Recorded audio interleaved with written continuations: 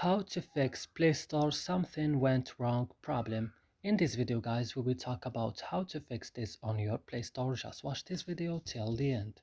So first you have to go and open the settings of your phone, and after this go directly to apps option. Here as you see, you will go directly to to Google Play Store. When you found it guys, just open it like this and then click on storage.